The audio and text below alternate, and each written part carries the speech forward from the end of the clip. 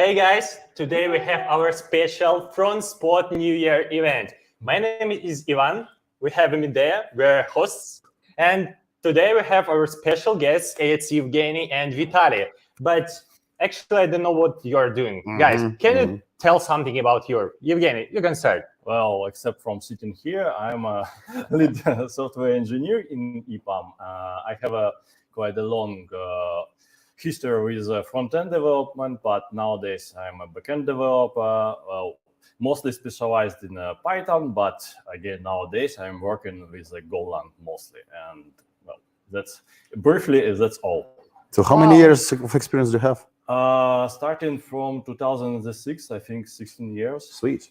I've got 22. Years. Wow. We have the winner. Yeah, not really too old. Yeah, I'm Vitaly. I've been doing IT for 22 years now. I've been a front-end developer for 13 years. Then I switched to management, consultancy, and mentorship.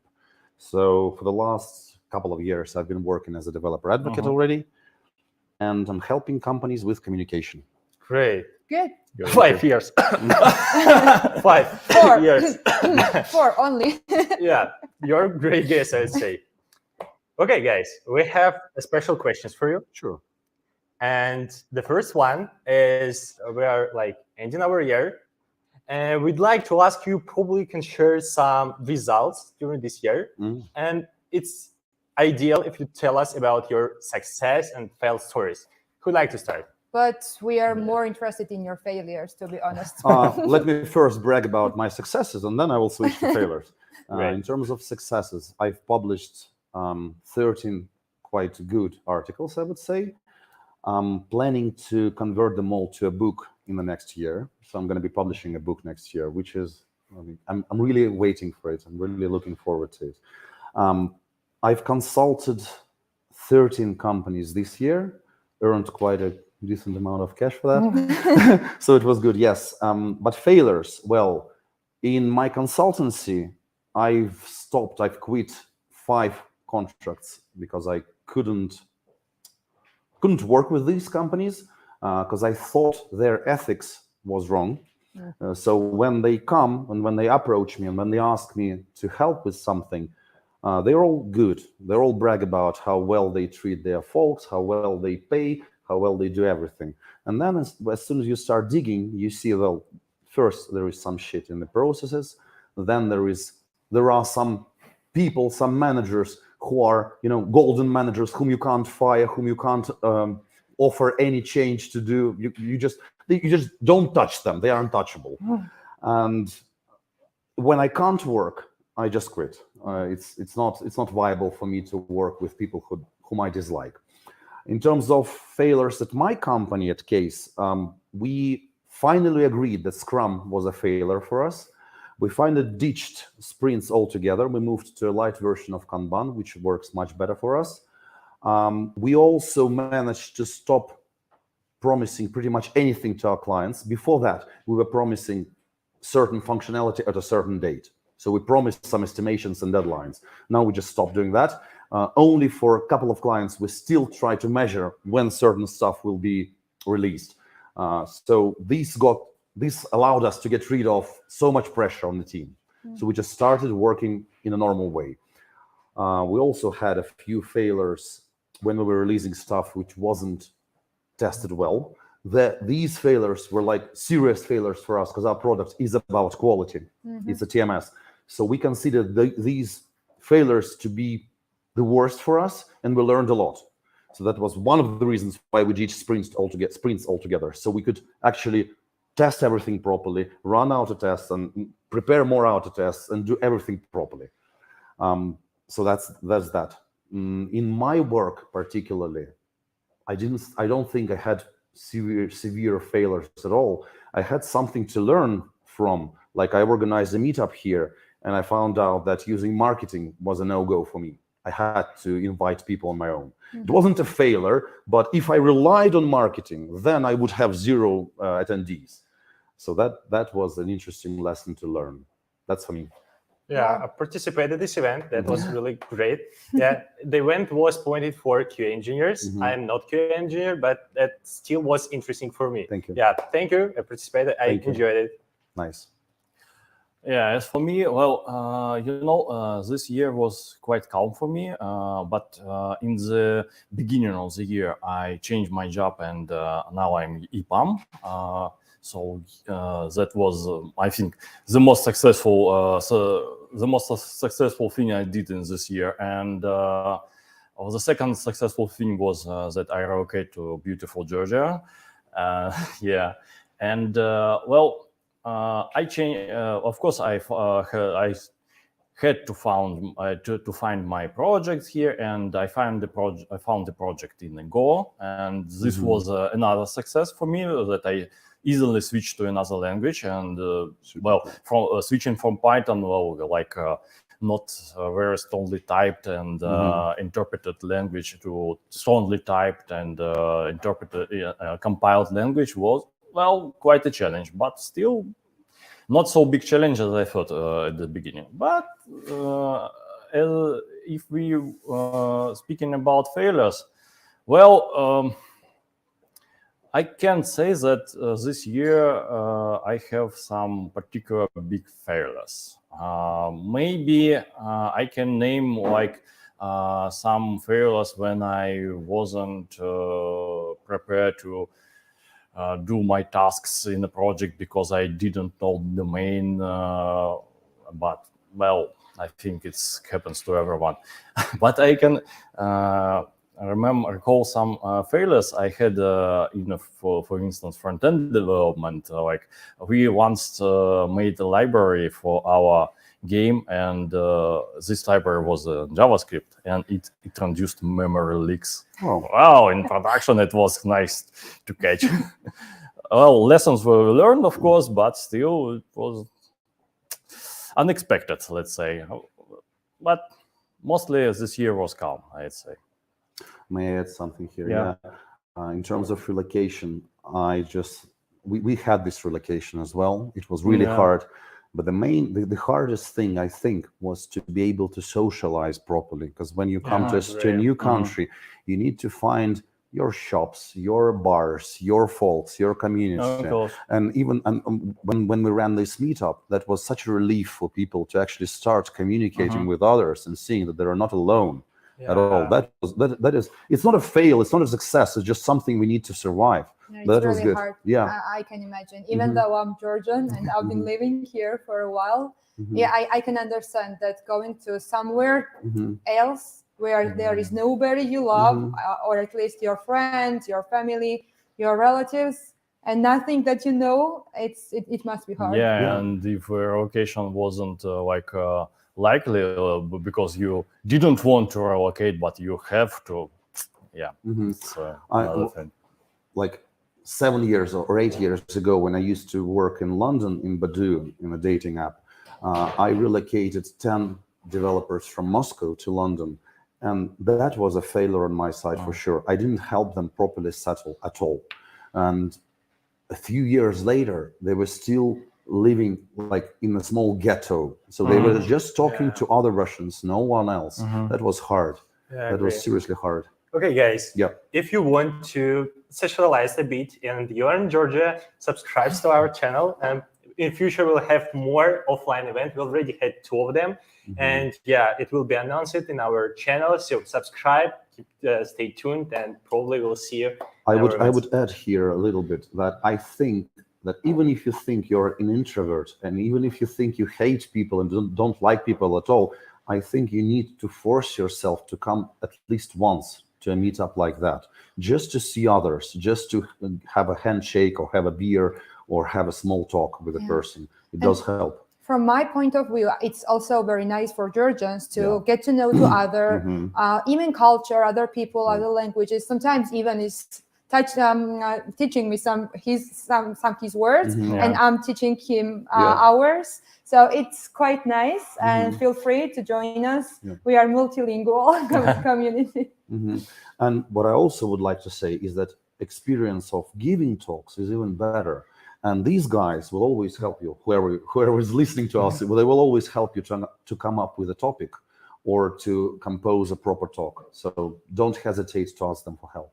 Yeah, agree. And I'm fully agree about like community and offline events that when you go to this event, even if you're alone, you will find somebody to talk about, and it will be very friendly conversation because you participated in different offline events previously in my country, and that's something that I really enjoy too. And networking, that's really powerful tool.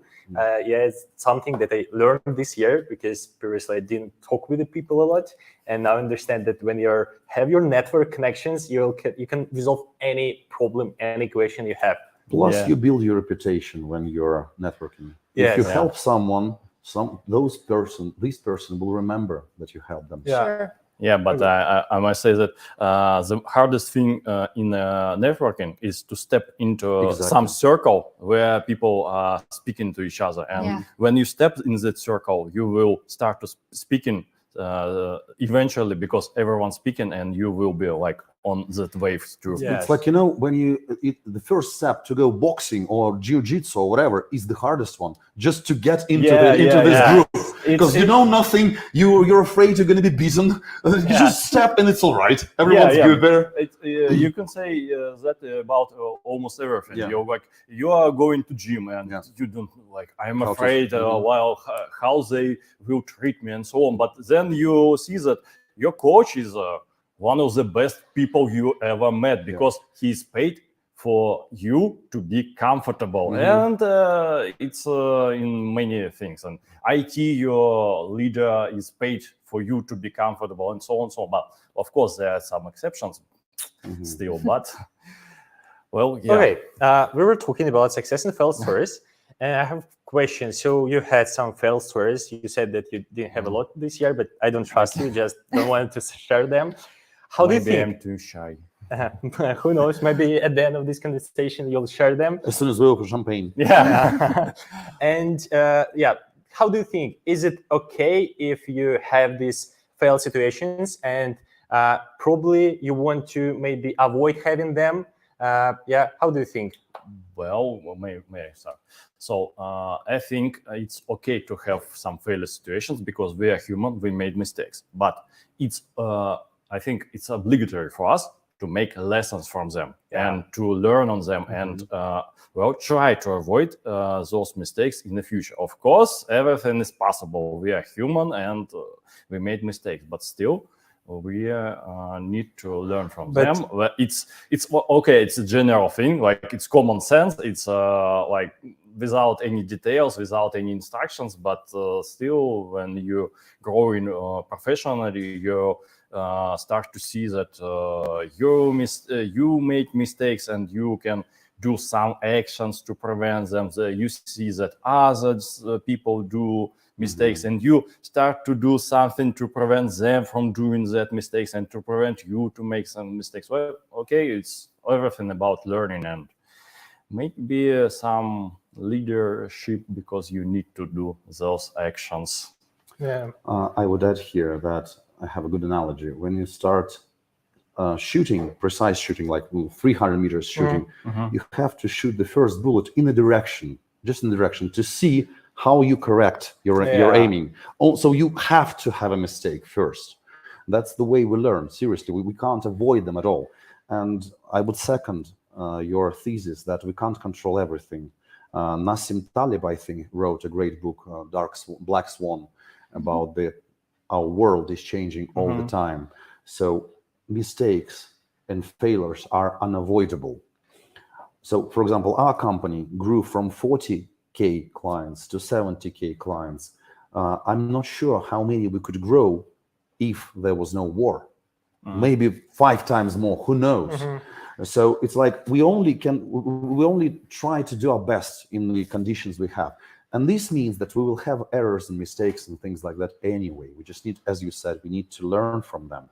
And I would also say that if you are a manager, I think it would be a good idea to praise people bringing your information about the mistakes they have.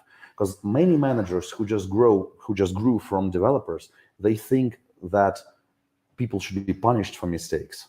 which is not the way it should be. If a person is punished for a mistake, if the person is punished, if she brings you an information that, oh, I have a bug in my code, it's on production, and you punish her, next time she will try to hide this information from you. Yeah. And you will have, the outcomes will be much worse for the system. So you should praise this, but not in a, infant way, like, oh, there is a bug there, but no, in a proper rational way. I have discovered the bug I produced. Here is my steps that I think we should take to avoid having those bugs. Maybe we should write more tests. Maybe we should have more teaching and learning at our workplace. Maybe something else. Exactly. Yeah. Doing your conversation in the right way is sometimes a key to success. Yeah. And talking about success, you mentioned, both of you, about your success stories, and you mentioned a couple of them, but I'm still interested, which is the biggest success that you ever had in your career life? Wow, it's a difficult question. One of the complicated Maybe something that you remember and you are so proud of yourself that you want to do it again. I have things like that, but it's not one-off thing. It's when my mentees, those people whom I helped, whom I taught something, when they come and say thank you in a while, maybe in a year or 2 or 3, as I'm teaching managers, the period of time for them to change is quite big. So when someone comes to me in 3 years' time after I had a mentorship session with him or her and says, Vitaly, thank you, I'm grown to CTO or wherever, I'm like, wow, that's a pure pleasure. That's the pedagogical pleasure, like a teacher's pleasure. Yeah. So that's my success. Okay, let's have a deal. I will say thank you to you, but I want to be a CTO. Oh, sure, we can talk about that. Okay, great. Yeah, that's perfect story. Do you have something? So, I can recall several times when I was really proud of the work I have done. One time, it was a very hard on deadline project, and I had to work quite a lot. I overworked like maybe 2 times and usually I work. And I was proud not because we released that project, but because it has a little amount of bugs in production, and they were not critical. So Nice. Congratulations. Yeah, thank you. It was quite long ago. Lessons were learned. I never overworked so much in my life after that. So, but I am proud that me and my team, and of course I thank them all, we released that project in time without a lot of Quality bugs. loss. Yeah. Yeah. Did you have burnout for working so much? After releasing the project and after 1 week of that project being in production, I took a short vacation, just to rest.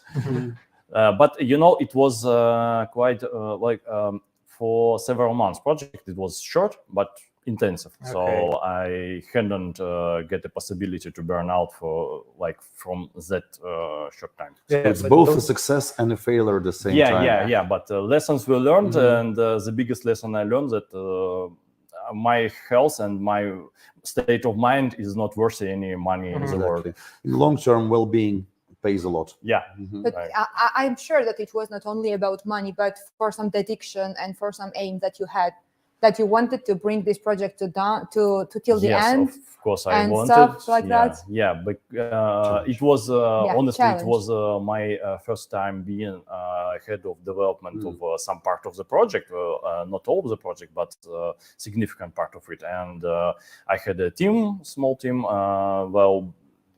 Quite a stressful situation was, but still, I think. So you overcommitted. You think? Yes, I overcommitted. I gave wrong estimations, very optimistic, and like always. Like always, of course. But lessons were learned. That after that, I started to give more pessimistic estimations for start, and after that, I never committed to work on weekends and holidays and so on and so on.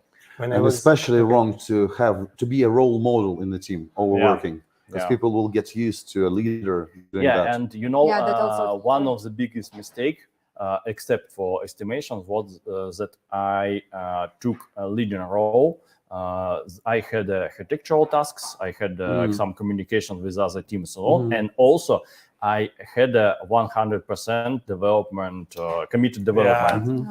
That's actually, I think, is a popular mistake Yeah. for lead Oh, developers. it's a complete lack of understanding. When people just start being a manager, they always lack understanding that management is not just blah, blah, blah. You actually have to make sure that collaboration is done properly. For example, in my team, what we've done with this issue of maintaining collaboration, we moved to one-piece flow when the whole team works just on one task. So we have 3 product teams, and each product team works just on one task. It means that utilization of individual developers is very low, 20, 30, 40% maximum. But then there is no collaboration issues at all. People just work all together. They just call each other and they work together. And it works faster, essentially, because the collaboration costs are 0. Okay, sounds very nice and promising. About the final words, I'm pretty sure that we have some juniors or maybe some middle developers here, not only developers, but also junior managers. And you are quite experienced people here. What would you advise to them? I would advise to read books because all the courses that I've seen for the last 5 years, they're all bullshit. Seriously, every single team lead or management course I've seen, it's actually hurting people. It's actually they're actually bad. So what I advise always is to read a few books. Deming is the first author. He wrote a book on total quality management, and he actually brought Toyota and other Japanese companies to the market to be like well perceived in terms of quality. And then there is Akov. Akov wrote an interesting book that you actually study. You don't read it, you study the book. It's like a proper book. He wrote on systems theory. So he introduces managers to the concept that teams are not a set of individuals. They're actually a group with certain sociological and psychological dynamics. And you have to maintain the culture and the processes so that everyone collaborates properly. And it's very scientific. Yes, it takes time. It's my 3rd time that I'm rereading this book, and I'm actually finding out new stuff in that book. So the just 2 books, I will put them in the comments box. Yeah, this would be great. Actually, when you started saying about like I heard a lot of courses and they were not good, I thought that you will say, but I have my special one, subscribe and I'll teach you everything. No. What about actually, you? May I say something about the course? Sure. It's actually very hard to put the necessary amount of knowledge in a course, because all the courses, they're like parasites on our clip thinking. We want to look at a short clip and think we will get some information from there. We can't. Yeah. Management is hard. It is hard. So you have to actually study something. And based on experience as well. Yes, of course. So for example, when I'm mentoring managers, I'm always like a psychotherapist. I'm trying to diagnose their problems first and then give them knowledge on a specific matter. Because I can't give them all the knowledge, I'll just give them books instead. So if they want direct help from me, I'm diagnosing their problems and then giving them specific knowledge just for this problem. So yeah, courses don't do that. They aim for everyone, and you can't aim properly for everyone. Sorry. Sure.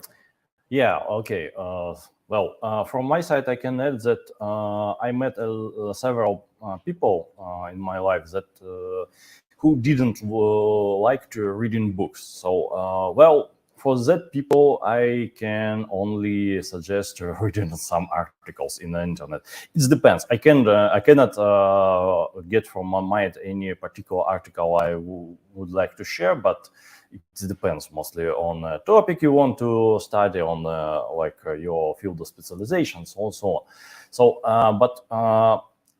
if we talk about juniors, I would rather recommend for junior developers to write a code. A lot, because practice. When you write a code, you learn language. And for junior developers, they they expected to know language at least. And write a code. It's the best way to learn language. I would add to this that it would be a great advice as well for a junior developer to gather in a group So find your peers, whoever in the chat with you, who are learning the same technology. Because when you are trying to explain something, so let's say you learn what const is in JavaScript, right? You try to explain it to others. When you're explaining, you're reformulating your thoughts, and you're learning much better. So others can explain you something else. So then, like, if you learn in a group, it works much better usually. And the second advice I can make is try to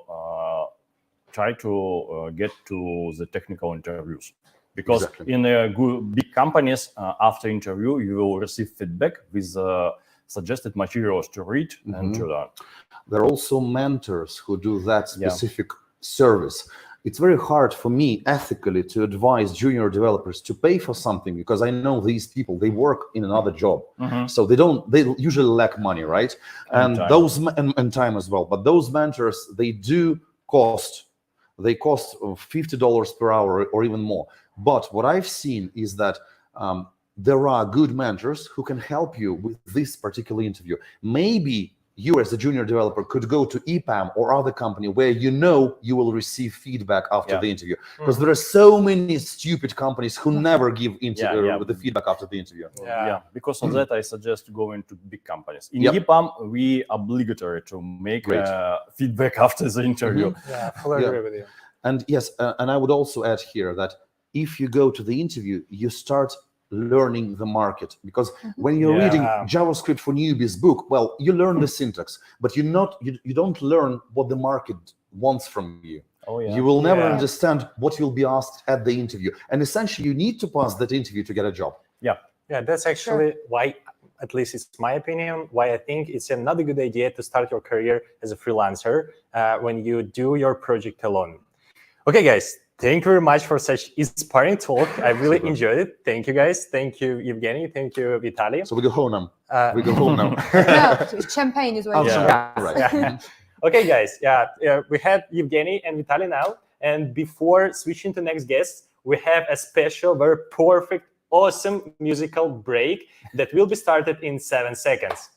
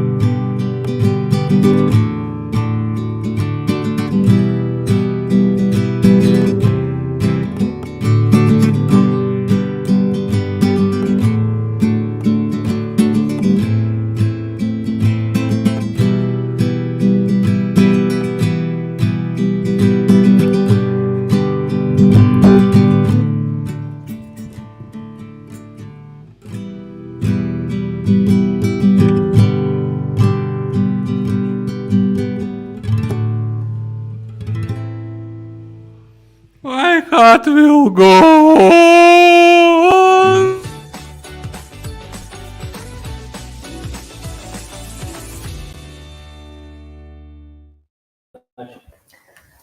Welcome back, guys. So I heard your comments and I saw all of them, and I asked Alexei to stop actually, and he stopped. Thank you, God. And now we are moving to the next part of our New Year party, and we have very special guests today. It's Givi and Georgi, and I will not take too much time from you, and they will introduce themselves. So hello. Hello. I'm happy to have you here, and please introduce yourselves. Okay. Hello, Gamarjoba. Kamerjobab. My name is Givi. I'm head of EPAM Georgia. I have about 16, 17 years of experience in IT. I started as a software engineer. In back days when I started, there was no front end, back end. I am web developer, .NET web developer by experience. You just person with the computer knowledge, right? Yeah, no. I was deeply in front end. I loved front end at my days. So this is just a few words about me. Hello, Kamarjova. I'm Georgi Toronjadze. I'm delivery manager at EPAM. I have about 22 years experience in IT.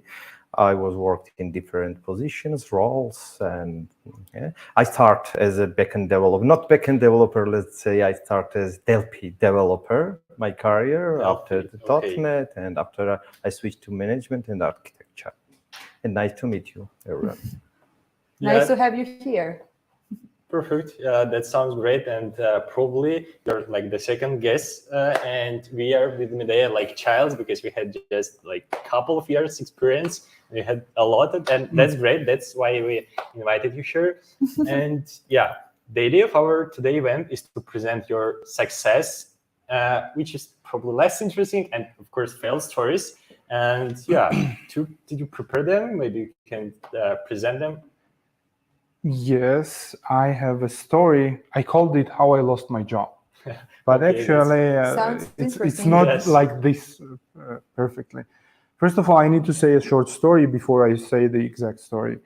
As I said, I'm a web developer. I started a lot of years ago, and around 10 years ago, one of my job was I started together with a small company with enthusiasts who wanted to write product here in Georgia, and I was literally first employee. And we started this amazing journey. We grew up, I don't know how big we were, but we were around 50 employees, pretty much big for Georgia in that market. I was CTO at the time.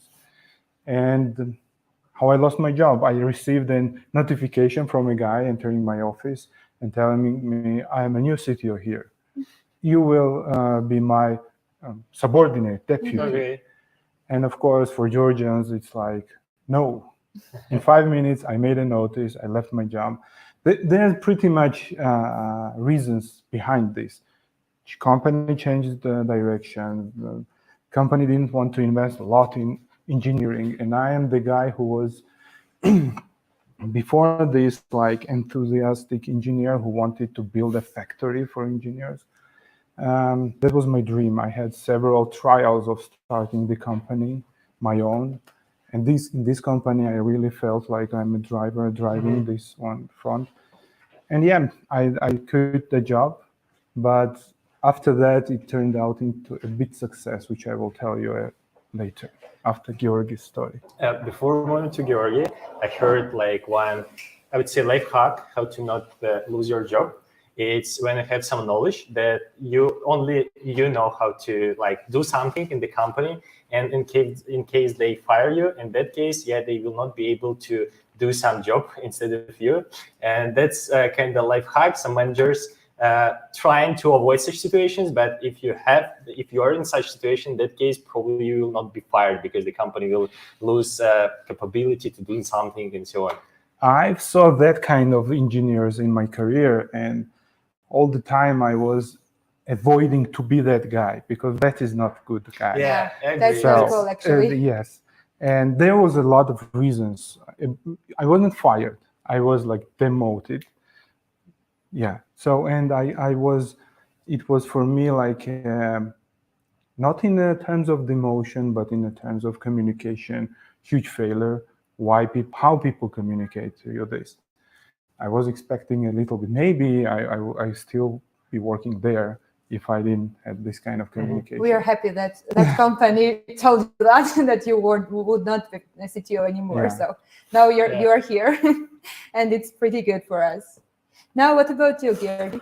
I want to share one story from last and this year. Let's say it starts in last year and finishing this year, and this is about expectations and communications. Let's say. That was my last project. In my last project, I will share some background of the project. The project was to decompose big monolith of the client and migrate in areas. Our team was working on small functionality of that migrations. We had everything, good state of work, good architecture documentations, good user stories described, good project plans. Our team was very motivated, worked a lot, let's say, and everything goes well. We did not have delay. We, let's say, cover all quality gates and so on and so on. But after several sprints, 5 or 4 sprints, we got the message that client's expectation was another. Their expectation was we should to use some Genesis, which is internal tool of the client, called Genesis, let's say. We take this message in the documentations, and which was agreed by the client. In the statement was nothing about that Genesis, let's say. We analyzed that Genesis and we advised to not to use and send big report to our client. Client agree on it and we continue work. But after 2 or 1 more sprint, let's say, we received some very, very critical escalation from the account and from the client, of course, and they was still expected. We sat down together, realized that what was the issue? Issue was the miscommunication. The client which accept to not to use Genesis was not proper person. We needed another expectations and so acceptance and so on. We built some communication plan, met the client, and let's say solved this issue. And after that, before project starts red, and after that comes green. And what is the lesson learned for me, and what is the moral? Not only, let's say, good quality code, not only good documentations, not only good team, not only solve everything which is written in state control. This is not enough to have successful projects. We people are very complicated persons. We cannot put our thoughts in some documentations. We are more complicated, and to manage this expectation, just to speak with them and just to manage whole stakeholders' expectation is very, very mandatory for the project if we want to have a successful project. If not, well, go ahead. Yeah, that's actually I heard one interesting thought from my project manager, and he said your goal is not to build a perfect application or architecture or create a big team. Your goal is to make your customer happy, and when he is or she is happy, in that case your project is successful. That's the goal. And happiness can be related to good architecture, of course, or probably you can suggest something and they will be happy with that. But that's important, that the idea is to make they happy, not you. They was ready to cancel the contract and pay penalty. They knew that was an issue initially, that was not right, and so on and so on. But no matter, we are not searching to persons who is wrong and who is right. Our job is to make projects successful. Yes. And this expectation management is very mandatory, let's say. Yeah, good communication sometimes plays a key role while developing software or anything in the world. In family also. Yeah. Communications. Agree. And before moving to the success stories, guys, if you have any questions to us or to our guests, feel free to put them into comments. And at the end of our conversation, I will read them and probably will add them our guests. Okay, and now success stories. How did your failure, turned into the success? Okay. The strange thing happened afterwards, that the same guys, the same company, offered us offered me a different solution. Like, why don't you go and open your company? We will make a contract with you. Take some guys from our team, and this was really, and we really did it. It was we were very afraid because our salaries, a lot of us had like loans, different day-to-day stuff. And we had to cut off our salaries. We had no money to rent office. We went to my flat kitchen. I call our company, previous company, like kitchen company. We grew up from 5 persons to 85. And for the Georgia, we were probably one of the successful companies. And one of the distinguishers was the same what made me leave that company, my belief and my passion into the building a factory for engineering. This is just not correct words for sure, factory for engineering, but that was my passion. Hub, something like a hub of engineers. Yeah, like if you pretend a factory for creating shoes, your factory who are creating shoes for Adidas, Nike, and any brand, but you know really, and you're passionate about process of building it, not on innovative shoes, but on how to build really the best quality. It's pretty weird that a company offered you to create another company, which in the future could be a competitor. We were not, because the company, as I said, changed its direction. There were different reasons of which I cannot speak. A lot of reasons behind it, why it was, and that moment it was beneficial for everyone. For us, it was a bit. We were a bit afraid, right? Risky. Yes, we were like didn't know what will happen. Our visibility was 2 months only up front, no new customers, and we sort of managed to find, like, we started shouting in the network that we are our personal network. We're going apart. We need projects. Give us projects, and we started. One of the first believers in our company was Georgi as well. He was working in a bank at the time. He was our customer. Oh, really? Wow. I didn't know about that you're like connected. That sounds great. And actually, I participated a bit into like kitchen company, and I like the atmosphere when you're working. It's kind of a startup atmosphere, I would say, when you're working a lot and you're together with your team. And I don't know, that's perfect. That's like kind of similar to hackathon, but for the long time. Hackathon, yes, right? But the atmosphere is perfect. And of course, when you don't have a family, you don't have loans, and at the same time, I didn't have nothing, and that was a very like interesting experience. But of course, when you have family and you need to pay some loan, it's hard to participate in such activity.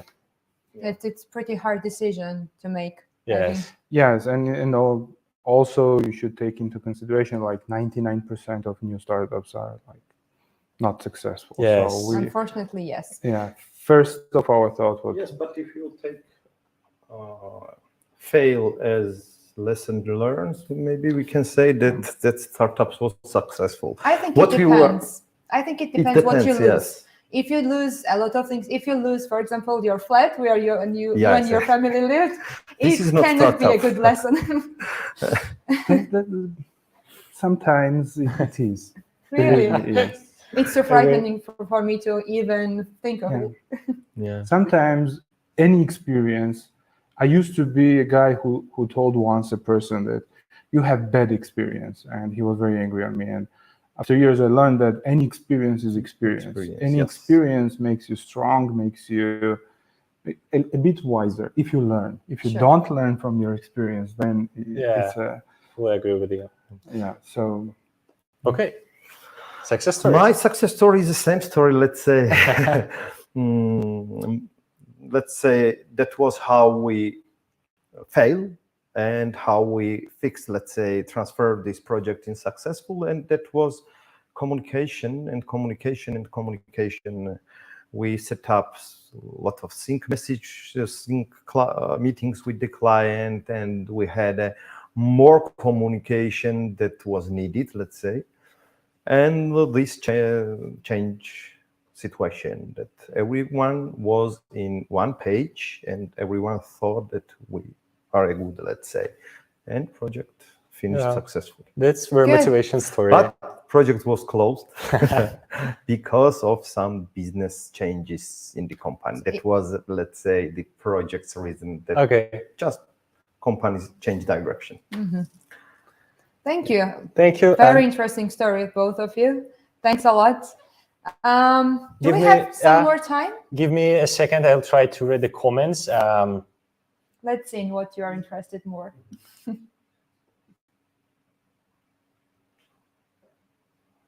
There is something about Georgian men with beards and no hair on heads. Okay, that's really funny. Question for speakers. What is your dream New Year's present? This year's present. Probably yes. Ideal present. Ideal. Not ideal, but something that you really want. Unreal or real? Okay, let's divide it into two parts. Yeah, the first one is real, and another one is like. Oh, unreal! I think we don't have that enough time for speak about my unreal dreams. But real dreams, oh yes, for New Year, too. I had assessments in this week and successfully passed that assessment. It will be my best, let's say, gift for New Year. You're waiting for feedback. Yes. Okay, probably. Wish you good luck. Yes, probably will congratulate you next week. Yeah. What about you? What's your realistic? Okay, I'm actually right now waiting for my present to arrive in beginning of January, and this is my little daughter. So that's the only one I dream right now. That's perfect. Yeah. And what's unrealistic? Have you ever thought of something that you know at this point of time is not possible? The For unrealistic example, living is on like Mars. in this moment to stop war. That's really unrealistic. Yeah. Fully agree. But this is really what I dream right now. Okay, we also have some questions. I have prepared them. Let me try to find them. Maybe in pocket. Nope. Maybe somewhere here. Yeah, give me a second. Okay. I defined it. Yeah. So you had it in your shoe, right? Yes. Nice. Okay. Yeah. Just a moment. Let me unfold it. This is questions or something Yes. else? Yes. Like that's a question. drugs. So why you are hiding? Just because I just wanted to hide it somewhere and not forget. Yeah. Because if I put it in the pocket, I'll forget. But in shoes. Yes. Yeah. In shoes, you never forget. Yes. Of course. Okay. The question is, who would you become if you wouldn't start career in IT? If you would not start your career path. If not engineering, what else? I will let me put it tell back. A story how I become the IT engineer, let's say. My plan was to become the Academy of Police, to go there. I want to be some KGBшnik, let's say.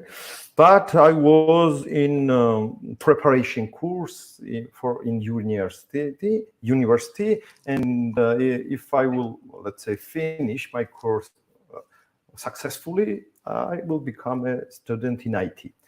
And this preparation course ends in March, and the exams for, let's say, my academy was in August or something like this. It means for me, I'm let's say in 17 or 16. It's for me means I should learn a lot of Georgian literature and a lot of history, and I hate it. And I say I am a student. I don't want more. Go in some police academy. You know what? In childhood, I also wanted to be a policewoman, but then I changed my mind. You see. Before I wanted to be actor.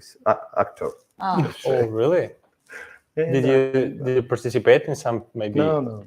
Okay, it's just your dream, but you didn't participate in any. I always like to be like some So with friends and families, not too big, let's say, Audience somewhere in the theater. Yes, and not with, let's say, killing.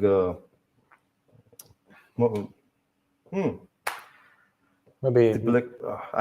I forget the name of that actress. Okay. okay. How about you?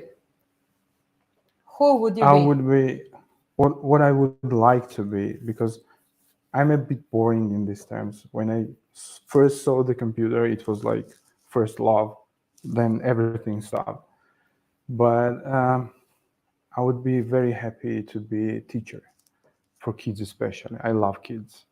You mean small kids? Maybe small school, maybe a bit grown-ups, because I love.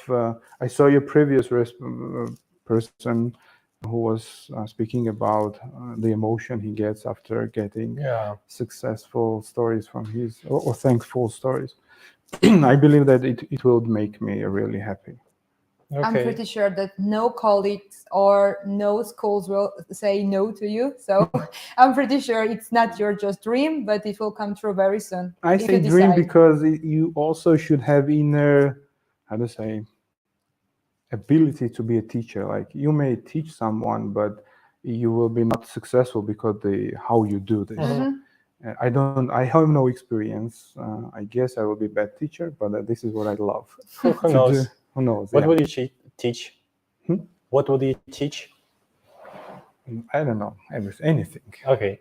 Because I love the process. I love when someone gets like wow effect, or I didn't know this. Okay. I love this one. Let me check comments. Do you have something new? Yeah, we have new. It's thanks for answering, guys. And okay, we don't have questions in the chat. Maybe check your another shoe. Okay, let me check it. Unfortunately, no, I don't have. Maybe I have. Question. No? Okay, probably I have something in my pocket. Let me check. Okay, I have small pocket. Yeah, let me check there. Oh yeah, I have something. Yeah, okay, let me check it.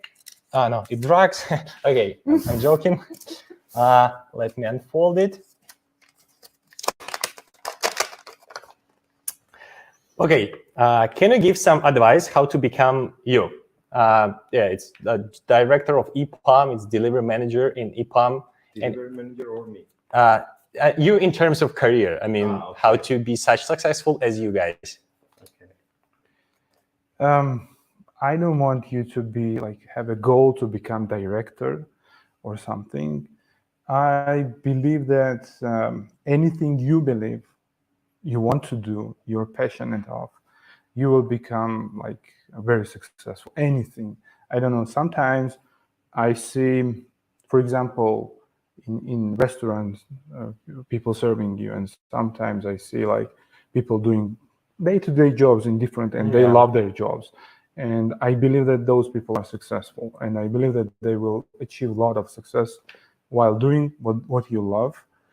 And when you do this, and then the same applies to me, because my job is my hobby as well. I consider it, because each time I'm thinking or dreaming about something, my mind is working, and it works towards my goals. This works this way. I believe, this is my view, that when you dream, you love what you do, and your mind, your unconscious mind as well, does support you. That's what I believe. Okay, thank Very you. inspirational, right? So I sometimes think it's boring because it's like a mainstream, everyone tells you this, but it is true. But if it's true, then we should repeat. Actually, it's mainstream when you hear it from somebody else, I don't know, from some not very successful person, but when you hear it from director of EPAM, I think it makes sense, because probably you can check it on your experience, you prove that it works. In that case, this sentence makes has more power, at least for me. Yeah, for me, it works. It is like following your dreams, and sometimes following your instincts, not only mind, because sometimes mind says you don't do it, you have loan, or don't do it, you will lose something. But instinct says that you should do it. You fail, then you stand up, do it, and so on. At some point, maybe you understand that your instincts are not working that correctly, or they work just very well. Yes, instincts are, I believe, that your unconscious, which develops together with you. when you fail, your instincts also correct their view and vision. How would you encourage someone to get to the place where you are right now? First of all, I want to mention one thing, that delivery manager is totally different. Let's say this is totally different position, role, job than to be some engineer, let's say. And I met a lot of situations when people want to be a manager because they should be a manager, not because they like it. My advice is, first of all, try it, taste it with small project. And if you get the joy for this full process, not only from successful projects and so on, if you get the joy, after that, start learning a lot. Of course, experience, learn, and for me, this is the managerial position. It should be, person should be a manager, let's say. And for me, is more successful if people start to be as servants, not bosses who are giving the orders. No, servants who are helping the team to meet the goal, let's say. Thanks a lot. It was very inspirational from both of you. Yeah, the main idea, guys, is do what you like and try what you haven't tried yet, and probably that will be your kind of success in future. Yeah. If you have not tasted chocolate, you never know you like it or not. Yes. Yeah, I like it. Okay. Yeah, everybody does. Okay, guys, I also have some questions, probably. Let me check it. Maybe in this pocket. So here is full of questions. Yeah.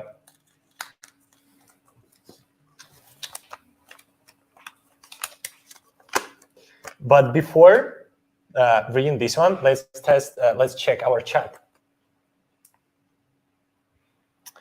Are we expecting something new? Yeah, we have a question in the chat. What is the most unpopular programming language you have learned? Most unpopular, Yes. right? Unpopular. Oh. I have an experience. Right? I spent 2 or 3 years on Silverlight.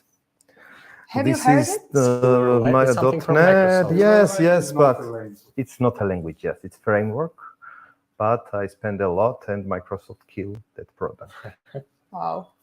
We've Sad built story. a large enterprise solution on Silverlight. Me too. And after I write, and I learned also Turbo Pascal Oh. But it's not in actually, childhood. I would not say it's unpopular, because when I was at school, it was the most popular languages for the competitions in the for You mean people. Turbo Pascal? Yes, Turbo Pascal, Free Pascal, and C. That was something Well, popular. C is more useful, but Turbo Pascal, I don't know if someone is using it now.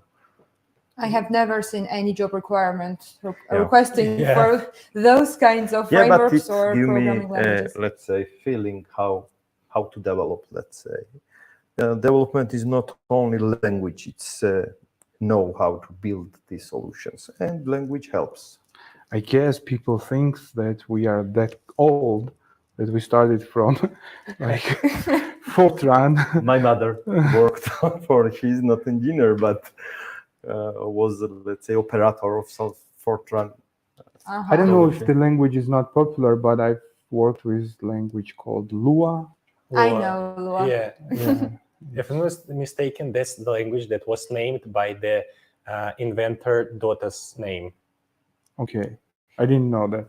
If I'm not I mistaken. wrote Maybe it's about some other language, but at least before smartphones, there were pocket PCs running Windows, especially for these devices, and we had to write printer form on Lua, only on Lua. So I tried when I was a student. I tried language that called okay, I don't remember, Prolog. It's Prolog. It's a logical language, and it's really again, I'm not sure that it's used anywhere in the world in production, but it's very interesting to kind of try to understand how it works, because it's not something you get used to. For example, you like print for loop, then some variable, then return statement, then function. No, it's a little bit different, and it's my suggestion. Just try to understand. It's like a good way to train your brain, probably. I also used to write on Russian language, on 1S. 1S, yeah. It was strange 1S is experience. still used. It's not unpopular one. Yeah, it's not unpopular. It was strange for me to write code. There was also some language, some guys who wrote Georgian interpreter. So there are a lot of. We had in previous job a style. The core system is written on that language. This is some Russian company which had on 1S, yeah. No. RS. RS? AirStyle. Okay. And style language. They have own language. I haven't heard about that.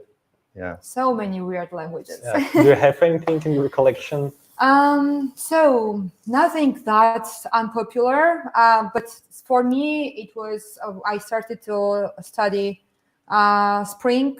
That's the Java framework, but the most popular. yeah, Java framework. that's what I'm saying. It's very popular, but when I started to learn it, I understood that it's not something that I want to do. So bye-bye, and I switched to front-end. And nothing that unpopular. I don't remember anything. But Java and JavaScript, they're different just with script. And yeah, I know that. Okay. I am a front-end developer. She learned it after. Yeah, I learned it after Java. I just added script, and that was me. Yeah. Okay, and now the question that from my pocket.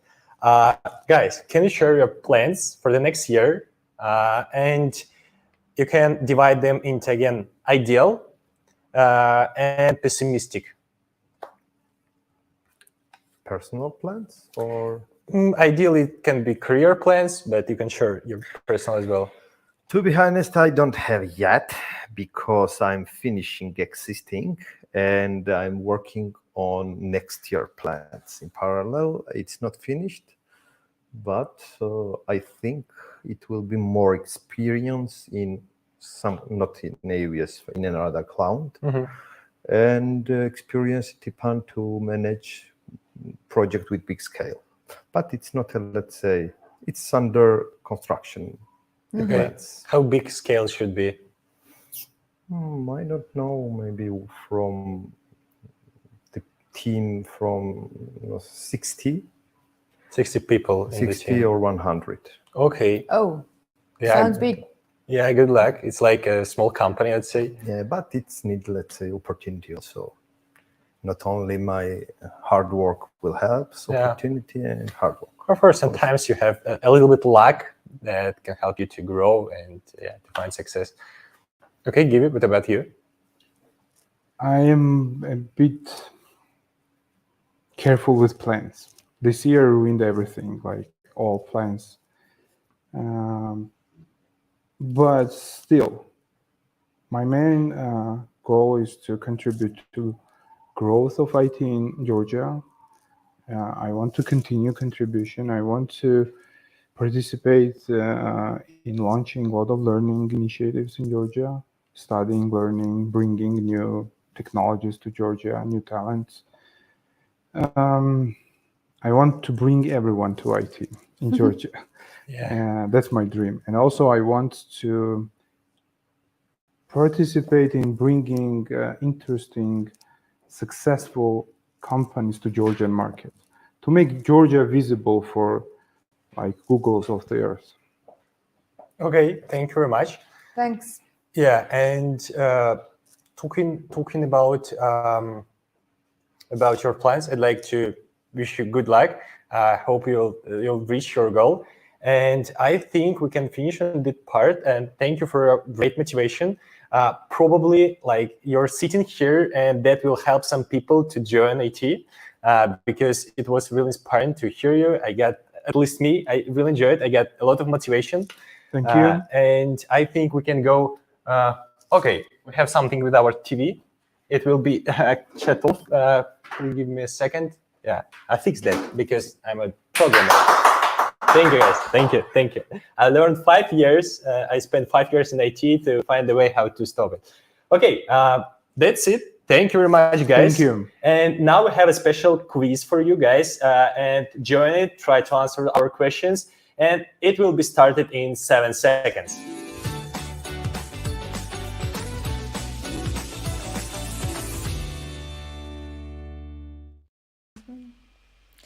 Hello, my name is Thea. I'm software engineer in EPAM, and today I will be your host for the quiz. You can join our quiz following this link at Kahoot IT and using the game pin you see on the screen, or you can scan the QR code and join us from it.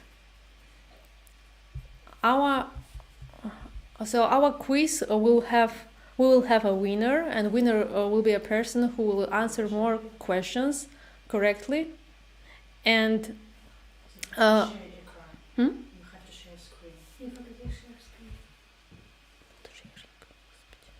I'm sharing the screen.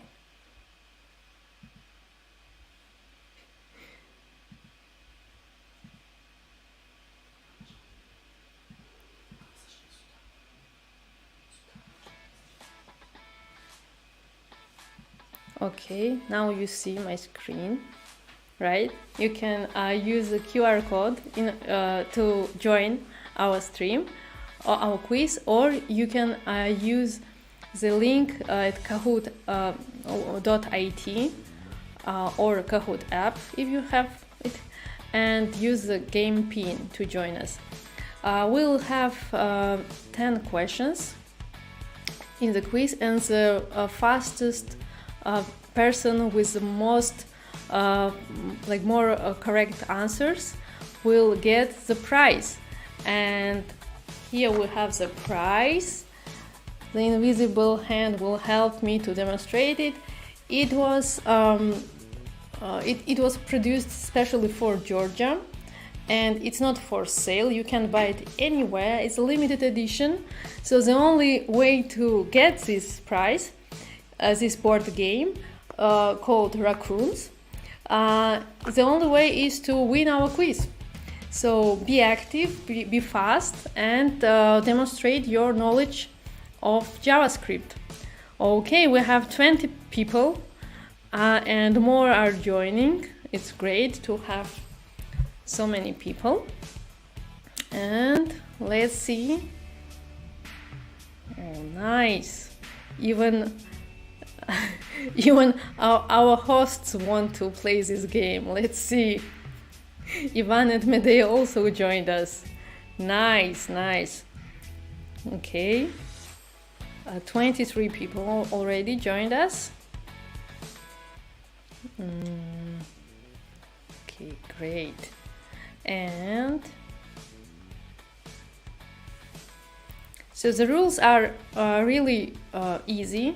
You will see the question on your screen with code snippet, and there will be 4 options to choose from, and you should be the fastest one and give the correct answer.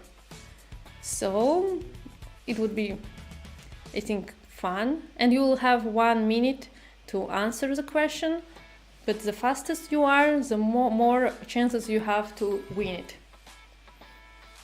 Okay, 27 people already. I think we can start. And get ready. 3, 2, 1, start. Okay. FrontSpot Georgia New York quiz. Again, 3, 2, 1. Let's go. So, what will be displayed in the console? You see the snippet on the screen and 4 options. Okay, we have, wow, guys, you are really fast. We have 20 answers already. So I don't think that we'll need 1 minute per question.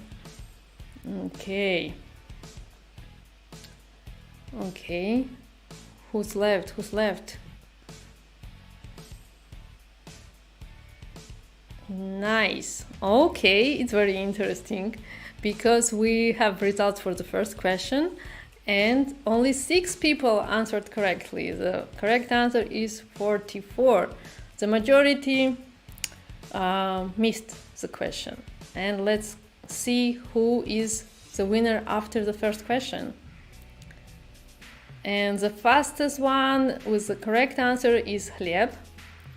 Okay, get ready for the next one. Let's go. So again, what will be displayed in the console? Okay, let's see. You see, it's a tricky one.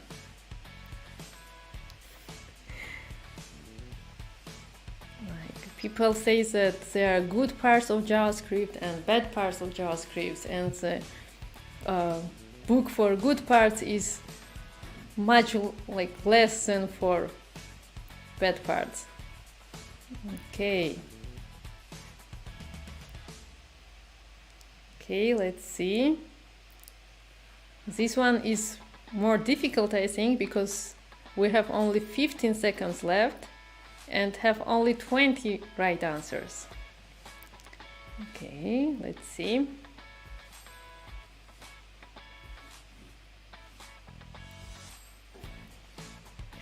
And time is over. And this time we have 11 correct answers. It's a really good result, I think. And let's see who is winner after 2 questions. Oh, we have changes in our board, and now Di Miranda is leading. Okay, nice. Let's see what's next. So you will be surprised, but what will be displayed in the console again?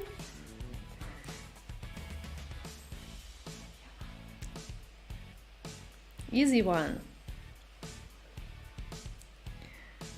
Let's see. People are thinking harder after the first one, where everyone was fast, but we didn't have enough, we didn't have a lot of correct answers. Okay. Let's see.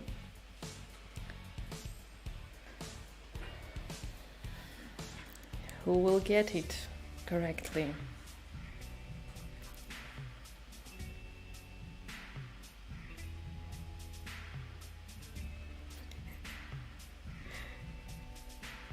Someone wants to hijack, I think, our quiz. 1, 0. Let's see. Okay, it's going better, I think. We have only 1 correct answer now. Yeah, and let's see who is the first place after these questions. And again, Di Miranda is leading, but we have some people who are also doing great. Okay. Next one. What will be displayed in the console? Yeah, JavaScript can be really tricky.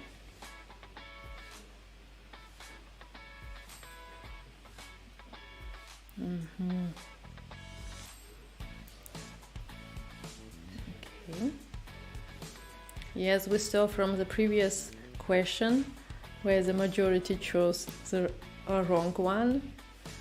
Sometimes it's better to think more, make more informed decision. Okay. Let's see.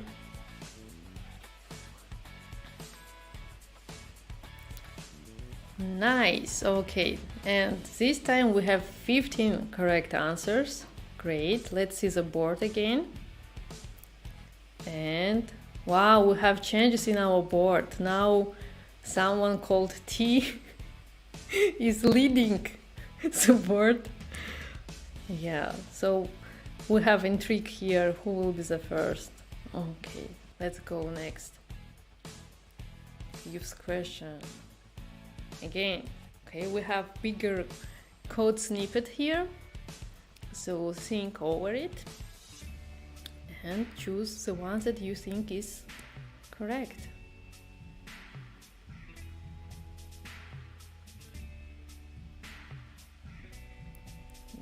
Yeah.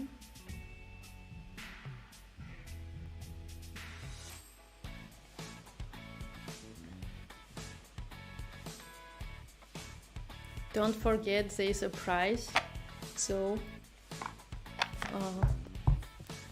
try to be fast and give correct answer to get this unique board game.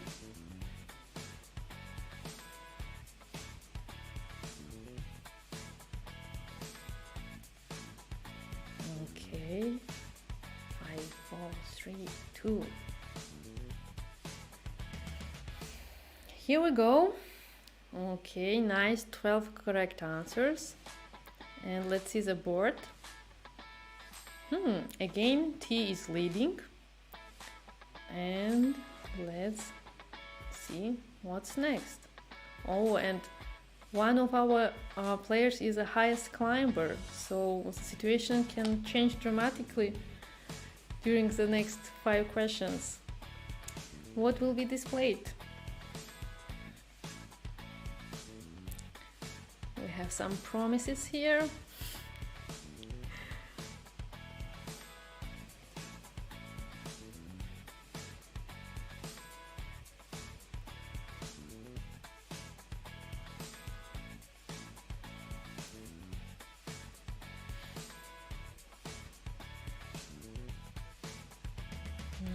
Okay.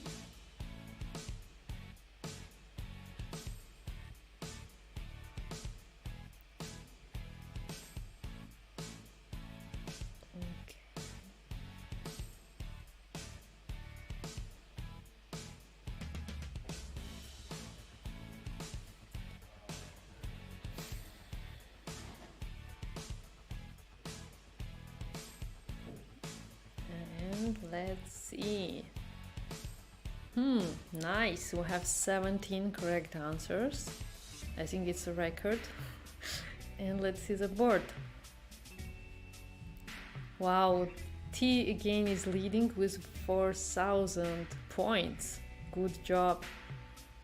And let's see next one. So what will be displayed in this case? Concentrate, remember everything you know about JavaScript, functions.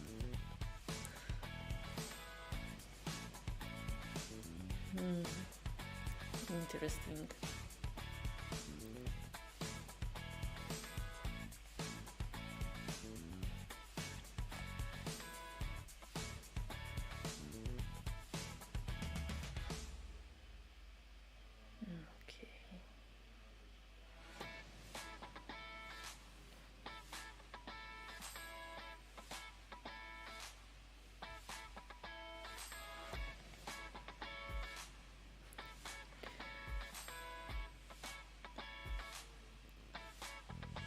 Okay, interesting. Here we have 9 correct answers. And what happens on the board? So T got this wrong, but still is in the first place. So I think that we can see some intrigue going on in the next 3 questions.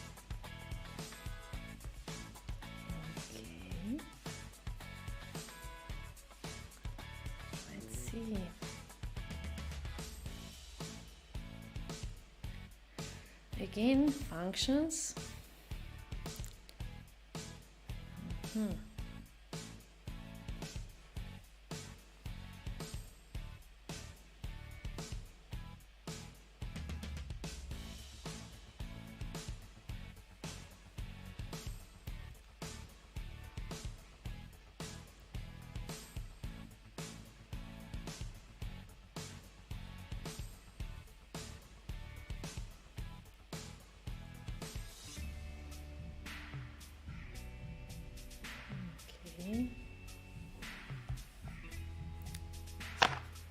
Just remind you again about our prize.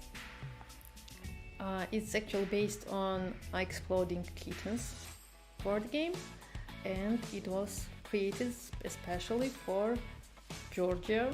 It's Raccoons Georgia edition. And okay, let's see, 7 correct answers. Let's see our board. Wow! So Vladimir is now at the first place and T is in the second. Let's see what will the 9th question bring us.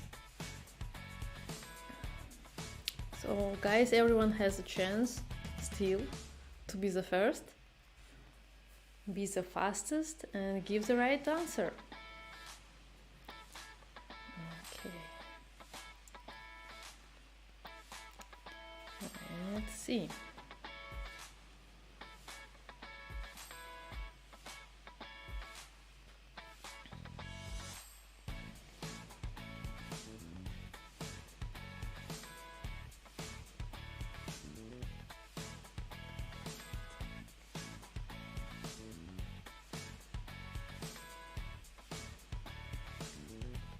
And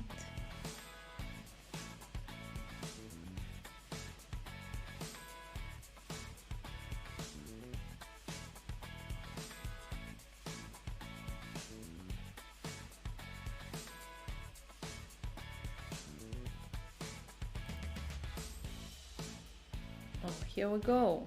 14 correct answers. And what's on the board?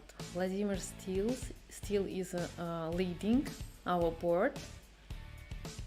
And Sam has the highest answer streak of 5 answers. Nice. Okay, now we have the last one, which will decide the fate of our prize and who becomes the winner. Let's go. Last question. Again, we have arrow function now.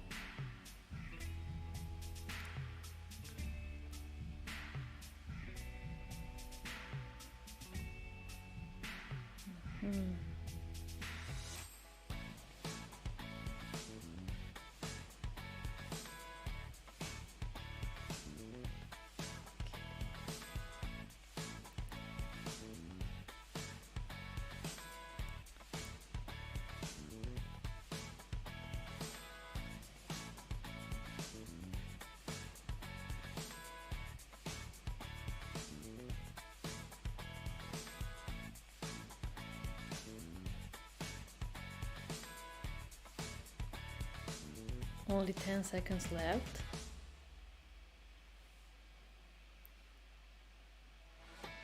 Three, two, one. Here we go. Okay. We have 6 correct answers. And now we'll see who is the winner of our quiz. Get ready. And here we see the podium. The third place is T, who was leading for some time. Second place, Ivan and Medea. And the first place, the winner of our quiz, is Vladimir, who got 7 questions out of 10.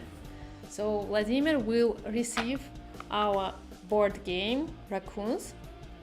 And please, Vladimir, contact us on any social network.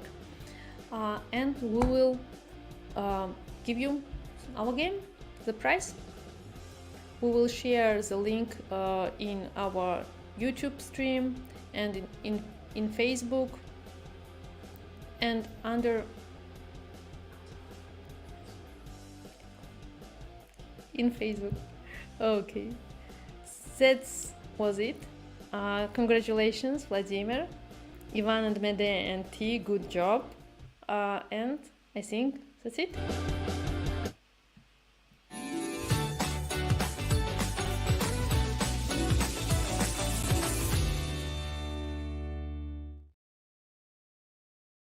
Welcome back. So we tried too much, but we were not on the first place. So congratulations to person called T, right? Yeah. She was on the first place. What? She or he? Vladimir, Who are you, T? Vladimir Okay, was the so- first place, if I'm not mistaken.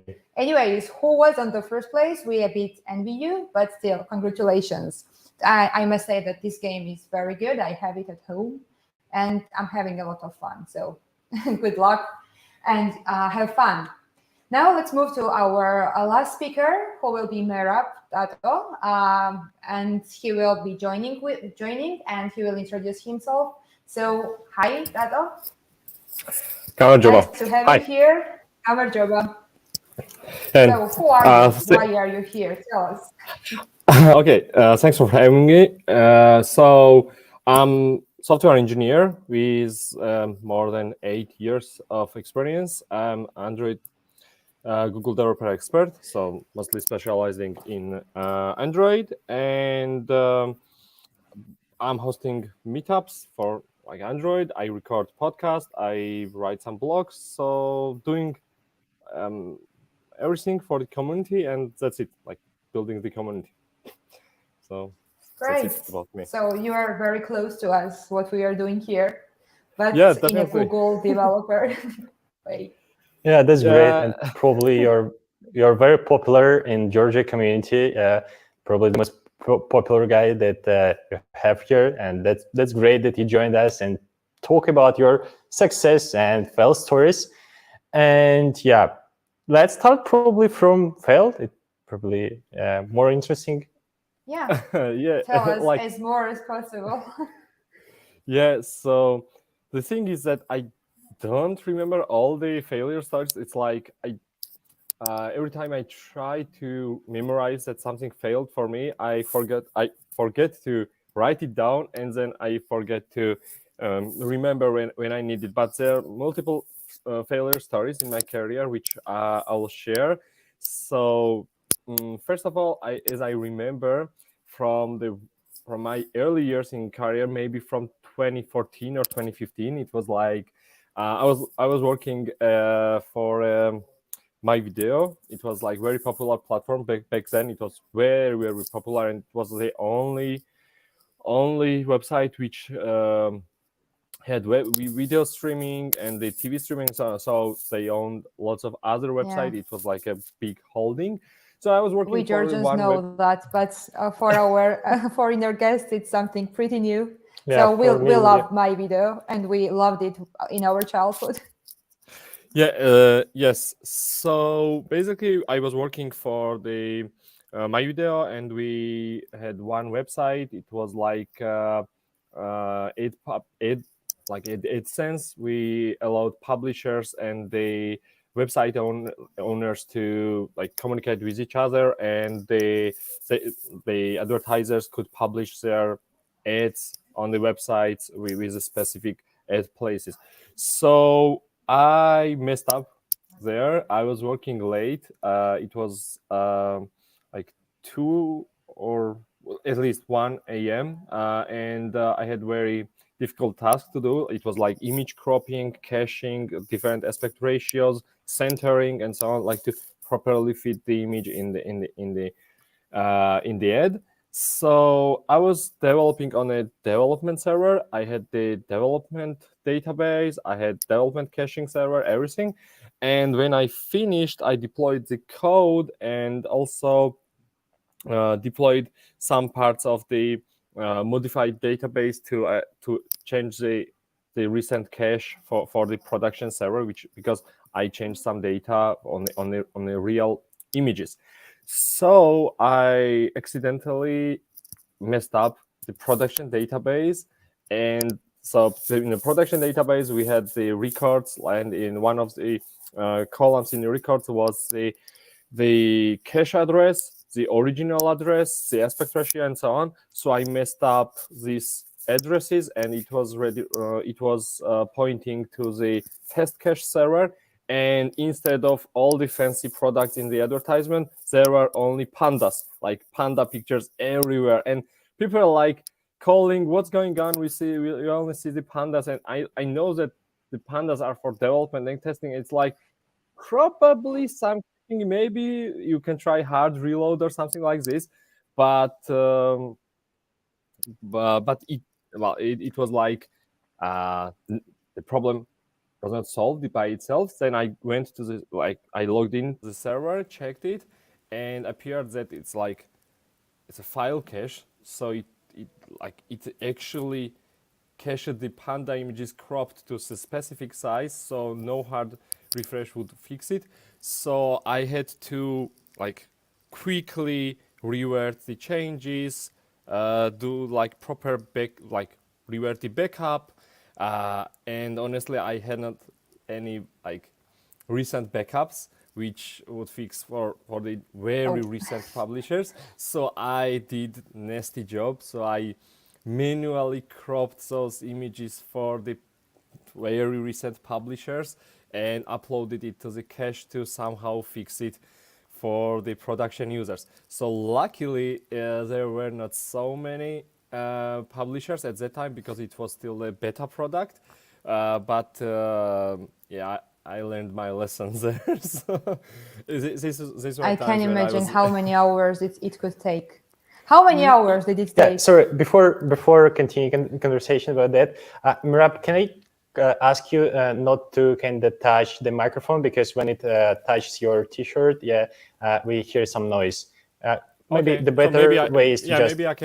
Maybe I can hold it like this, not to touch anything. Yeah, it would be perfect. Thank you very much. Okay. Yeah. So actually it took only 2-3 hours because it's like I investigated problem quickly, and then it was like all the labor jobs. So like to download these assets, crop it and upload it, because I did not have the enough backups. These were days where I was doing the web development and like other stuff, but I learned my lesson there. Wow. Yeah, that's the most important thing, that you learn something and get some experience from that, and it will help you to do not have such failures in future. Yeah, it's like what about your success stories? Okay, I'll speak about the takeaways first for a few minutes, sure. and then I'll tell you the success stories. So takeaway for the rest of the folks to get these stories, they have backups.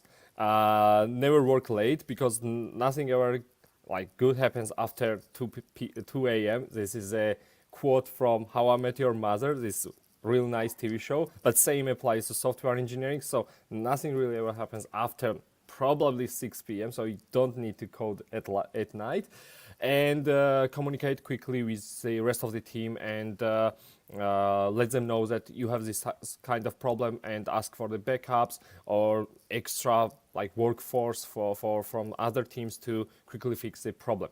So those are the main takeaways I had before.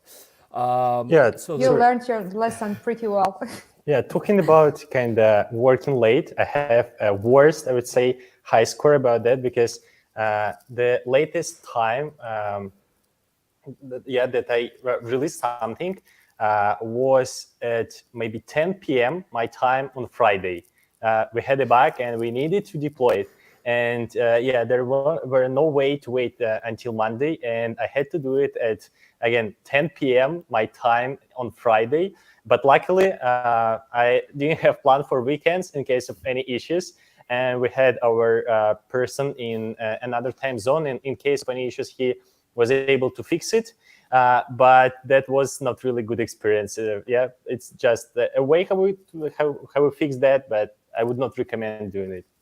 Yeah, also exactly. For me, I have had the similar issue that you mentioned just a moment ago, and I remember myself going from one place to another very nervously. What can I do? What have I done? With these questions to myself. But fortunately, just like you, I managed to fix everything. But it wasn't only 2 or 3 hours for me; it was much more. But still, I learned my lesson as well. Yeah, it's like. And after that, in most of the companies I worked, we had no deploy policy, like no deploys on Fridays, and probably nothing after the 5 p.m. So everything was 99%. Everything went smoothly there. So I don't that's know actually why a good people policy. still deploy I like it. late at Me night. too. Yeah. Okay, so the success story. Success story could be you remember, however, some success stories, because the human nature is like this. At least I am. So the recent success story I remember, not from this year, but from the previous year, is first the podcast. I launched my podcast 2-3 years ago. I recorded 87 episodes. It was quite fun and also popular. I got yearly 10,000 downloads approximately. Wow. So it, Good. like it's I don't record it anymore because I don't have time. Plus, it's like priorities has changed. I do lots of other stuff, but still I plan to continue it. And it's like it's called Debugger Podcast. It's like the work ethics and the technology, like trending technologies and the career growth. So May I ask one thing? What's the language that your podcasts Georgian. are? Yeah, it's Georgian. It's very Amazing. casual podcast. It's like the first It's actually first technology podcast, technology related podcast in the Georgia. It started in 2018. So it's like 15 minutes. Like I'm not advertising my podcast because I'm not recording it anymore. So it's like a story that it started as a casual thing. I had only my shitty microphone, like $5, had like this kind of microphone, and I connected it to the my Android phone back then, and I was recording in a bedroom, and if there was some kind of echo, I was just covering myself fully with some blanket to dampen the noise, and then I was recording, and it was like mostly unscripted. I had some parts scripted, and usual run it was like 15 minutes, the timeline, and I was giving some advices, or it was like, oh, I read that book, it's nice, here's my review, go read it, and stuff like this. So it worked well for the audience, and people were eager to listen it. And even now, I get some compliments that okay, it was good, it helped me, and I'm really glad. And thank you, everyone. And the point, with success and with failure, like it's podcast is somewhere in the middle. That I wanted to record the second season, and I started new template file. I bought the new intro sound and also the outro, all this stuff. I bought it from some website, like for some sound effects, and I built everything. I published the first episode, and then I don't know how, I don't know why, I accidentally removed this template file. So all my sound mixing and the corrections and everything, like even the audio files, were lost.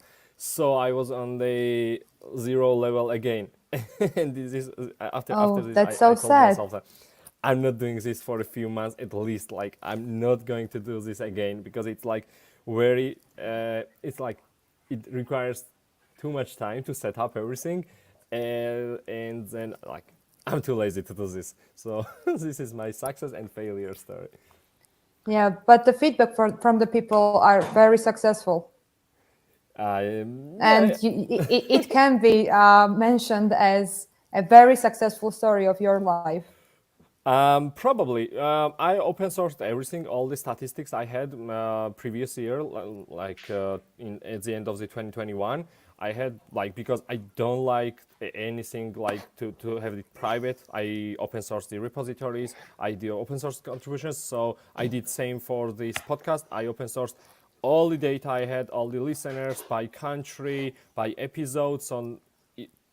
Probably in the future, if it helps other new podcasters, so they can get some data at least about the Georgia and about this like audience, how it works, and if it's worth it to invest time or money. Amazing. Yeah, and I'd like to highlight that podcast is not something easy, because we also doing podcast, and we have only one episode published yet.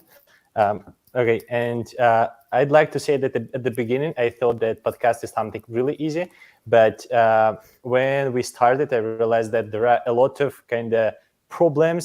We need to think about a lot of things about like which platform we'll use, how to find guests, what talk about, and how to at the end like make post-production stuff. So it's really hard, and yeah, I hope you have a perfect podcast when you start doing it again. And that's why a it's lot easy more... to go. Sorry, that's why it is easy to go with the indie like method and not to overwhelm yourself with the guests and everyone else. Yeah, I agree. By the way, guys, already you heard that we have a podcast. So if you are interested how NPM works, you can see it on our community platform. It's published on YouTube, so have fun. And if you like it, just thumbs up. Yeah, and also we currently finishing our AWS. It's the second version of our podcast. If you would like to hear something about AWS from the person who works in Amazon, yeah, stay tuned. We will publish this podcast soon. Oh, nice. Good luck. Okay, perfect. And yeah, do you want to share any other success story? Because you started talking about podcasts, and I heard something like it was a small success, and probably have something even better. Like for me, the like success can be measured in many other like ways. For me, it's like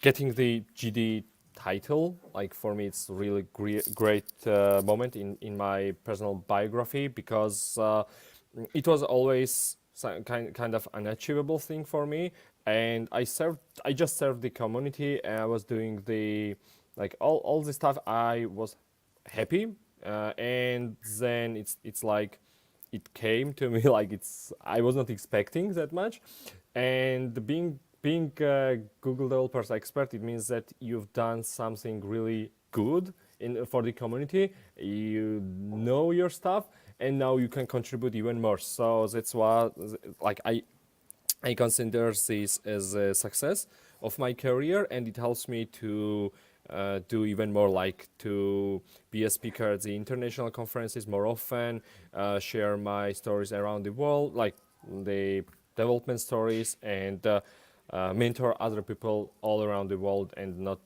like have more visibility on the international stage. So that's a pro. Yeah, that's great. And do you know how many Google developer experts you have in Georgia? Like I was the only one in Georgia when like till 2022, because like you can change the location of the GDs. So I don't know how many GDs are currently listed as a part of Georgia. Probably still me, but I believe there are lots of GDs from Russia who moved to Georgia. Probably, but in average, probably there will be 3 or 4, because lots of also relocated to Europe. So, but still there are GDs, and you can like if someone wants to do some kind of meetup, you can like contact them and have them as guest speakers, and all the GDs are great at their stuff. Yeah. So since you mentioned this amazing experience like a Google developer expert, we have lots of listeners here, and maybe one of them at least is interested how to get to this point in their life. So how would you encourage them? What are the even maybe baby steps to take?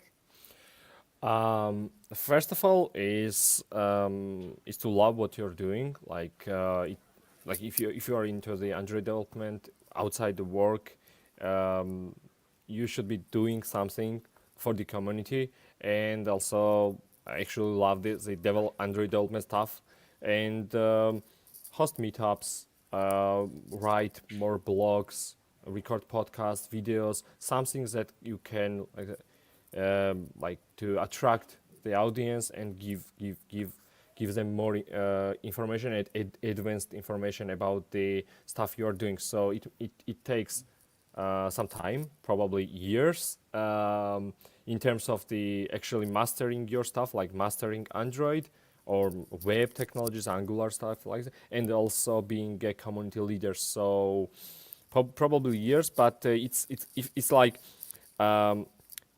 if you like if you want to get the GD title, it already means that there's something not quite right, because usually it's not the award you're trying to pass the exam for to get something.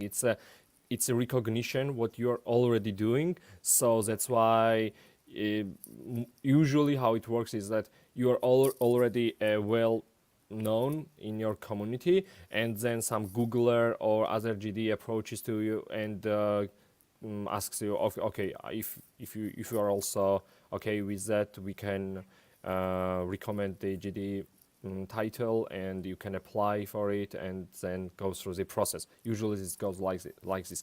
It has some benefits, of course. Of course, it's not paid by Google, but it has some other benefits. But it's like, if you only want GD for those benefits, it's not worth it.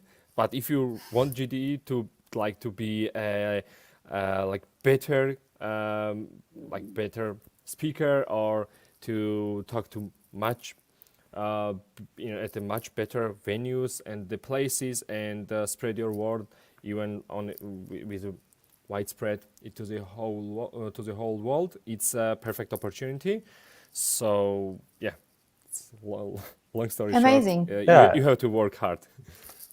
Yeah, and also the third person who we asked, and who said that you need to do things you love, and in that case you will get success in the future. And yeah, that's great. And also, guys, I'd like to ask you, feel free to print your success and failed stories in the chat under this video, or in the chat that currently with this live translation. And probably the most interesting one will be rewarded as well. So don't hesitate to put your stories. Yeah, maybe we'll find something interesting. Okay, so speaking of success stories and failures as well, what would you how would you say that I will not do it again? What's the lessons that you have learned, but the biggest lesson that you ever learned? Both from failures and successes as well. The biggest lesson is how you can train yourself and build the defense fences, like the to make your algorithm fail-proof. Like if like those could be some tools in your everyday development chain. Some of them could be like maybe improve something in a communication, be more detailed, explicitly say what you want and nothing implied.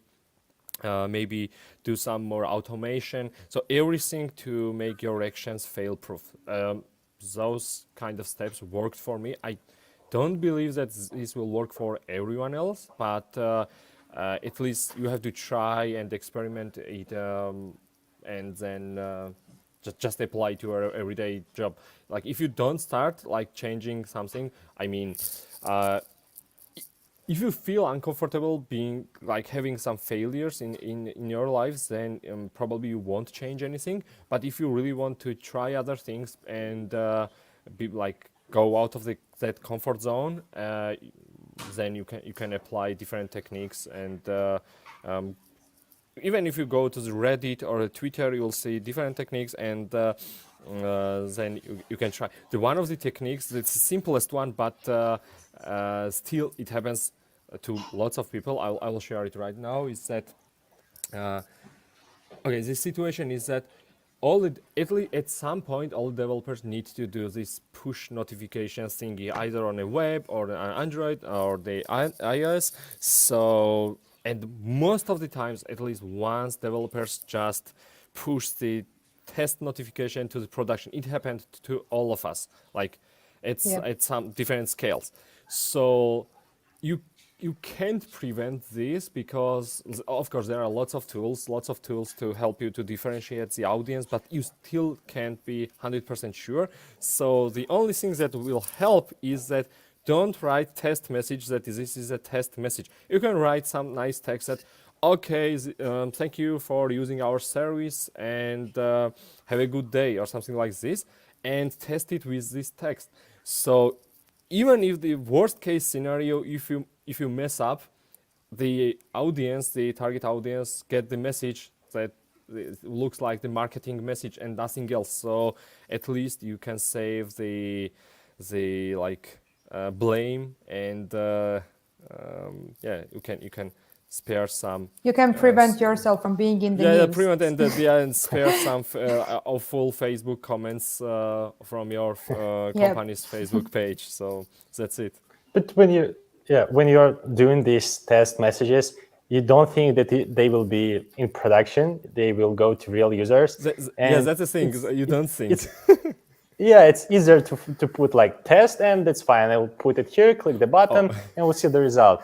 And it's like it's hard to find kind of time, yeah, because test is something that should be done immediately. Yeah, you put it, you get the result. But when you write in, thank you for using our application and so on, probably. So you write, but sure you only write it once. So okay, let's be honest. Test is the nicest thing most of the people write in their test notification, because I've seen lots of swearing words there, and you write this once. So write this message only once, and like prevent from very bad things happening. And the horrible moment is that when you send the notification and you see and you hear that your coworker's phone is ringing and other people's phone are ringing, so you know that you really messed up very bad. So like put that nice message, and it can be a bit better than putting the swearing words there. Okay, one question. So what's the funniest comment you have ever read in the code? Oh no. Okay. Okay. Not the dirtiest. Okay. The funniest No, is... not dirty, but funny. Just funny. Okay, the funniest could be like, we all know those kind of messages from Reddit or from Twitter that someone left. I was the only maintainer there, and now I'm leaving, and God knows who will do this. Those kind of messages I've seen a lot. I've seen also, I don't own that code, but I've seen in the code, like in the different code base, that it was a Java doc, like what generates the documentation, that the function, the method in Java, it was returning like nullable object by default, nullable string, but the Java doc stated that it was the null, and the annotation had it was non-nullable. So in the documentation and in the method signature, we were waiting that, okay, this is safe to use, it's non-nullable, but it was returning the nullable object. So it's not the documentation, but still it's like it's a comment because you write it. Yeah, one common comment that I remember is, don't come here, it works, and never touch it.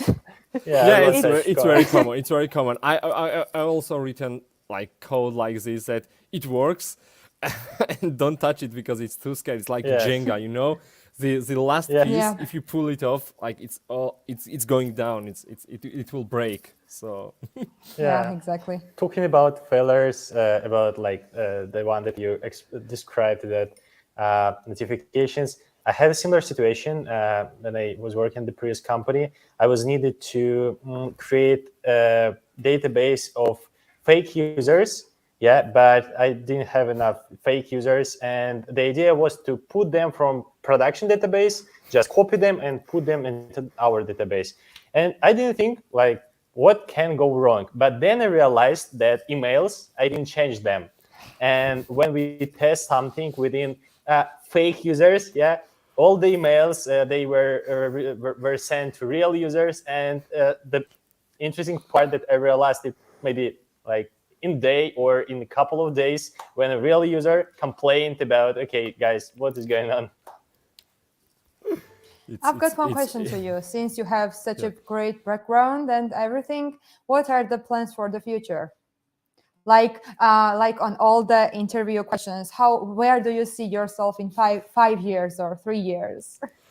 Okay, I still see myself in a tech as an individual contributor. I think I had this question asked before, and like 2-3 years ago, I remember I answered the same. After this, I tried some managerial track and other positions, but I think that engineering, like individual contributor track fits me well.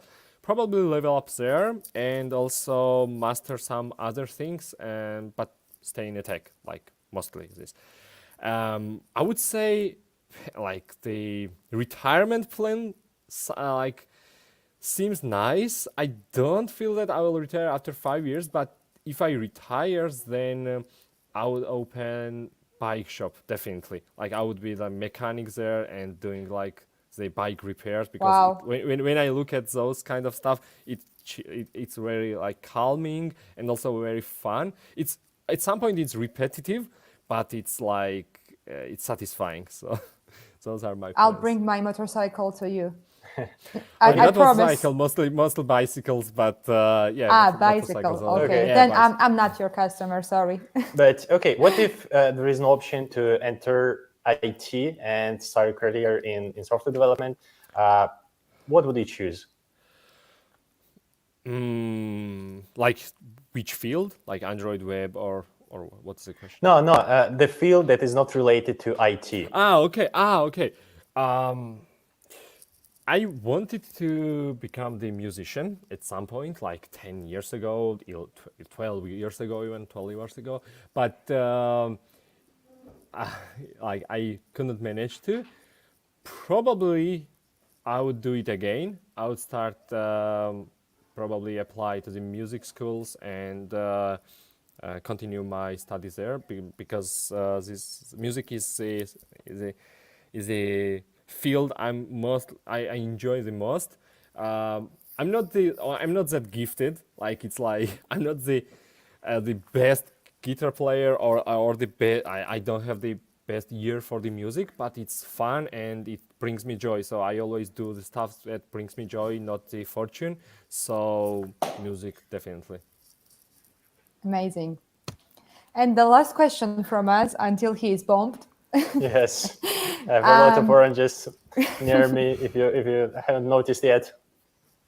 Okay, so New Year is coming, and you are our last guest. So I would really love to hear some New Year wishes for Georgian people who are in tech, who are not in tech but going to be. So what would you say, and how would you wish a Happy New Year to us? Like very pragmatic, Happy New Year, but also I hope that all the trouble we have as a community and the nation to somehow resolve it. And as a tech community, we need to do more in terms of the activating others and covering the whole Georgia to actually advertise how good is the programming. Not because it's like the good because it's a programming, but because it's for the poor country. It's like it's a gateway to do like quick steps, and there are lots of people who are doing amazing job advertising the technologies and the programming. I know it's somehow very like in the mainstream right now, but it should be like more mainstream, and all the Gen Z people and everyone should be at least should have some experience with the programming and technology, because this is a way for the Georgia and everyone in Georgia, like including the Ukrainians, stay safe and have a good year and good run. Thank you so much. Yeah, thank you so much, Murab. And now we have actually one success story in the chat. Let me read it. My success story has been on the top of the board in the middle of the JavaScript quiz. However, I'm Java programmer. Probably it's fate JS in my blood. Yeah, probably the JS is like better suits for you. Who knows? And yeah, I've just seen that we have another one. My success story. I turned my mom into a feminist, and now she involves gender equality in lectures while teaching her students. Not related to IT, but I'm proud. Yeah, that's really interesting. Okay, I think that's it from our side. Thank you very much, Mirab, for attending this, I would say, perfect, at least from my side, New Year show. I hope you enjoyed it as well. Thank you for inspiring guys and for a lot of, like, great portion of motivation. At least me, I motivated a lot and like to continue doing podcast stuff. Yeah. Do you want to same for say me. something? Cool. Thank you very much, guys. Thank you for attending this event. Feel free to post your success stories in the chat. And again, the best success story will be rewarded. Thank you, guys, and goodbye. Happy New Year. Bye. Thanks. Happy New Year.